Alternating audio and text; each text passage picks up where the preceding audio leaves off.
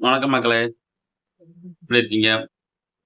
இன்னைக்கு என்னன்னா, இன்னைக்கும் சட்டசபையில லைவ் ஃபுல் லைவ் உண்மைக்கே மக்களுக்கு ரொம்ப வருஷம் கழிச்சு மக்களுக்கு ரொம்ப சந்தோஷம். ஏன்னா எல்லாருமே 2வது என்னன்னா ஜென்ஸி பசங்க இப்போ உள்ள 20 கிட்ஸ் வந்து சட்டப்பேரவைய பார்க்க ஆரம்பிச்சிருக்கிறாங்க. மிகப்பெரிய நல்ல விஷயம். நல்ல ஒரு ஆரம்பமா இருக்குது. பிளஸ் இதுல வந்து நெறைய விஷயங்கள் நடந்திருக்குது. இதுல முக்கியமா இதுல லாஸ்ட்ல நான் சொல்றேன். நம்ம தமிழக முதலமைச்சர் விஜய் சார் வந்து சூப்பரா பேசியிருக்காப்புல. நல்லா பேசியிருக்காங்க. எனக்கு பெர்சனலா பார்த்தீங்கன்னா, நான் சில விஷயங்கள அவங்க அவங்கட்ட நான் நெறைய எதிர்பார்த்ததுல இதுவும் ஒண்ணு. ஏன்னா, நீ சட்டசபையில பேசின, அத கொ அப்புறமாட்டி சொல்றேன் நானு. இப்ப என்னன்னா, நேத்து சட்டப்பேரவையில் நடந்ததுல வந்து பார்த்தீங்கன்னா, நம்ம அறநிலைத்துறை அமைச்சர் ரமேஷ் அவர்கள். நமக்கு அவரே ரொம்ப பிடிக்கும். என்ன ஒரு காரணம்னா, அவ்வளோ ஆக்டிவிட்டா இருப்பாப்ல. மத்த அமைச்சர்கள் கூட வந்து சும்மா இருக்காங்க. பிளஸ் அவரு கூட சேர்ந்து ஒரு 4, 5 அமைச்சர் இருக்காங்க. நான் ஏற்கனவே இதுக்கு முன்னாடி உள்ள ஒரு வீடியோல வந்து நான் சொன்னதுதான்.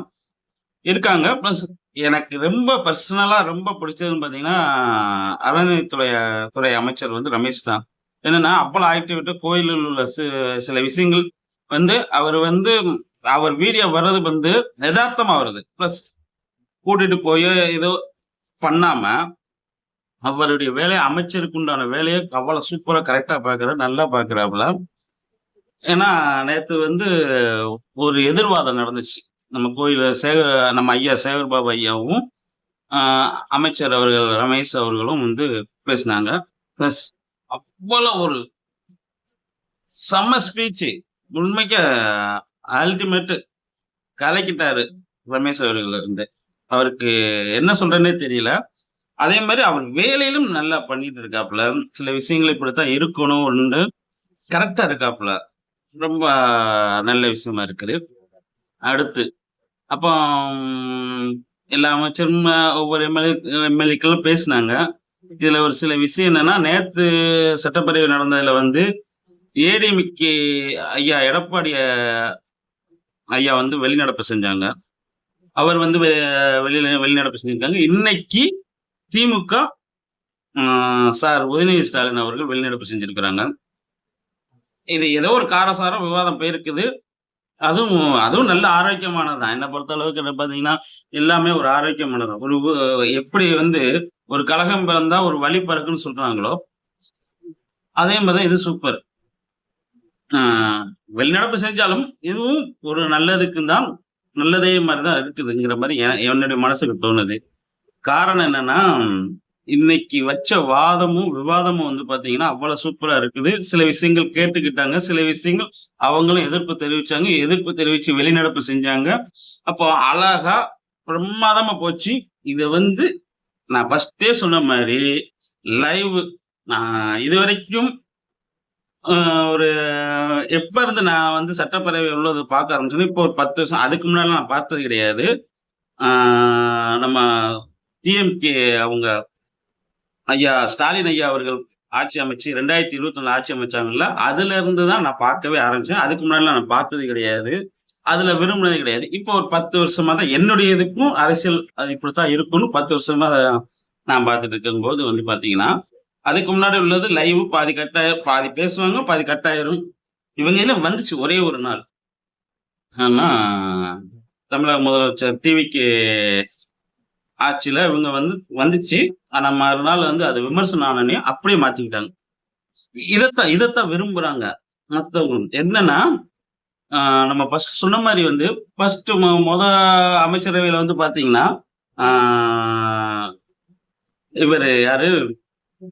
நம்ம பிரேமலதா அம்மா வந்து ஒரு விமர்சனம் வச்சாங்க. என்ன வச்சாங்கன்னா, இந்த மாரி வந்து பர்சனலா வந்து ஒரு சோசியரை வந்து பர்சனலா வச்சுக்கோங்க அப்படின்னோனே, அடுத்த செகண்டே வந்து நம்ம டிவிகே தலைவர் விஜய் அவர்கள் வந்து மாத்திக்கிட்டாங்க. சூப்பர். அதே மாரிதான் இந்த லைவ் பிரச்சனையே வந்து சொன்னாங்க. கட்டாச்சு. ஆனா அடுத்த நாள் வந்து மறுபடியும் வந்து லைவ வந்து இப்ப வரைக்கும் கண்டினியூ பண்ணிட்டாங்க. அப்போ ஒரு விமர்சனம் இப்போதைக்கு வந்து யாருமே வந்து குற்றச்சாட்டு சொல்லல. எனக்கு தெரிஞ்ச அளவுக்கு ஐயா கோடீஸ்வரன் பத்திரிகையாளர் அவர்களும், ஐயா ரங்கராஜ் பாண்டே அவர்களும், இவங்க 2 பேருமே வந்து பாத்தீங்கன்னா விமர்சனம். விமர்சனங்கிறது என்னன்னா, ஒரு சின்ன தப்பு நடந்திருக்கு, அதை மாத்திக்கணும் அப்படிங்கிறத விமர்சனம். குற்றங்கிறது வந்து நீங்க இந்த ஆட்சியில மிகப்பெரிய குற்றம் பண்ணிட்டீங்க அப்படின்னு நேருக்கு நேரா சொல்லி, சில தவறுகளை சொல்லி இது பண்ணி அதை மாத்திக்கிறது.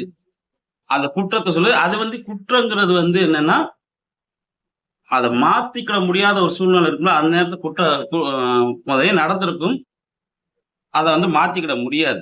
அப்போங்கும்போது வந்து பாத்தீங்கன்னா, சில விஷயங்களை வந்து இப்போ குற்றச்சாட்டு இப்ப வந்து விமர்சனம் தான் எல்லாருமே வைக்கிறாங்க. அப்போ சில விஷயங்களை வந்து நம்ம பார்க்கும்போது வந்தீங்கன்னா நல்லாவே போய்கிட்டு இருக்குது.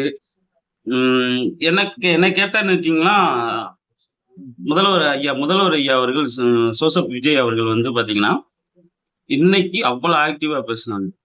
என்ன பிடிச்சிச்சுன்னு பாத்தீங்கன்னா, ஒரு பாதி இதை பேப்பர் படிச்சாலும் இன்னொன்னு வந்து ஒரு அலிகேஷன், அதாவது எதிர்கட்சி குற்றச்சாட்டு சொன்னதை அவங்க முதல்வர் ஐயா அவர்கள் வந்து திரும்ப வந்து அதுக்கு பதில் கொடுக்குறாங்க. ஃபர்ஸ்ட் முறையா கொஞ்ச நேரம் வந்து பேப்பர் பார்க்காம சூப்பரா பேசுனாங்க. அவ்வளவு அல்டிமேட். நான் இது உண்மைக்கேவும் அந்த லைவ பார்த்து அவ்வளவு வியந்துட்டேன். ஃபர்ஸ்ட் பேப்பர் பார்த்து படிச்சாங்க. அடுத்த வாட்டி இந்த ஒரு குற்றச்சாட்டு பின்னாடி வந்து ஒரு கரகோஷ ஒலி, ஒரு சத்தம் கேட்கும் போது வந்து பாத்தீங்கன்னா, அந்த நேரத்துல ஒரு குற்றச்சாட்டு வைக்கிறாரு முதல்வர் ஐயா அவர்கள் வந்து வைக்கும்போது பாத்தீங்கன்னா, அவ்வளவு சூப்பரா பேசினாப்புல ஒரு குற்றச்சாட்டு ஒண்ணு வைக்கிறாங்க. குற்றச்சாட்டு வச்சதுக்கு அப்புறம் அங்க இருந்து வந்துதான் அதாவது சத்தங்கள் வருது, சட்டப்பேரவையில் அமளி வருது, அமளி வந்து அப்படியே வெளிநடப்பு செய்யறாங்க. அப்போ அந்த குற்றத்தை கரெக்டா ஒரு பேப்பரை பார்க்காம அத வந்து அப்படியே சொல்லியிருக்கிறாரு. பேப்பர் பார்த்தாரு, இந்த பார்க்கலன்னு சொல்லல, பார்க்கல.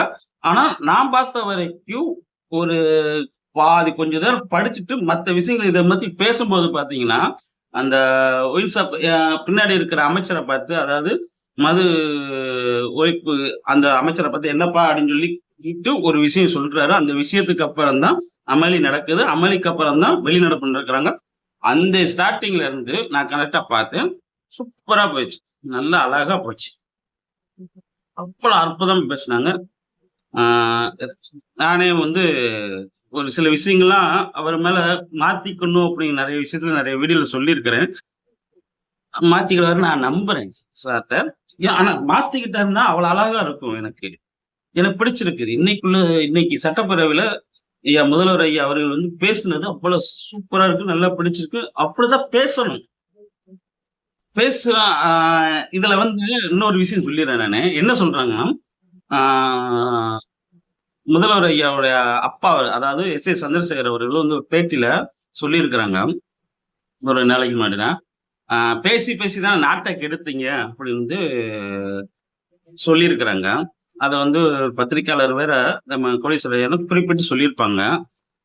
அப்ப பேசி பேசிதான் நாட்டை கெடுத்தாங்கன்னா, இங்க சட்டசபையில் பேசினாதானே ஆகும், பேசதான் செய்யணும்.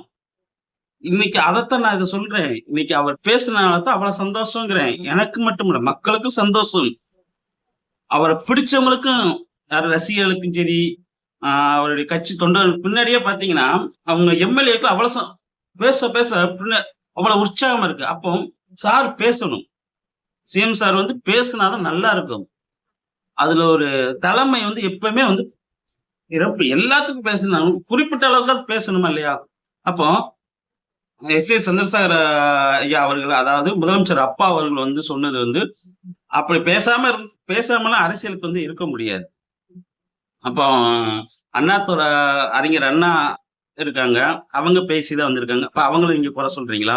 இல்ல ஐயா காமராஜர் ஐயா இருக்காங்க, பெருந்தலைவர் காமராஜர், அவரை குறை சொல்றீங்களா? எஸ்.ஏ. சந்திரசேகர் ஐயாவை பார்த்துதான் கேட்கிறேன். அப்போ இதுக்கு அடுத்து கலைஞர் ஐயா இருக்காங்க. கலைஞர் 1008 விமர்சனம் இருந்தாலும் பிளஸ் அவர் பேசினாலதான் அந்த கட்சியை இப்ப வரைக்கும் கொண்டு வந்திருக்கிறாங்க. வேற விஷயம், அவங்க மேல இருக்கிற விமர்சனங்களும் வேற விஷயம் இருந்தாலுமே வந்து எவ்வளவு பேசி இருக்கிறாங்க, எவ்வளவு தமிழ் உணர்வோட பேசியிருக்காங்க, தமிழ் மீது அவ்வளவு பற்று வச்சிருக்காங்க, அவ்வளவு கவிதை எழுதியிருக்கிறாங்க. அறிஞர் அண்ணா அவர்களும் அப்படித்தான்.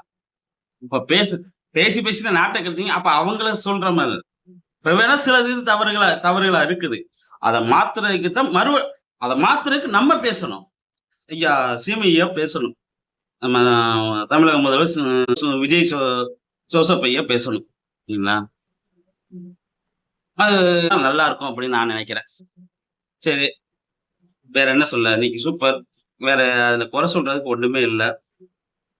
நன்றி, வணக்கம்.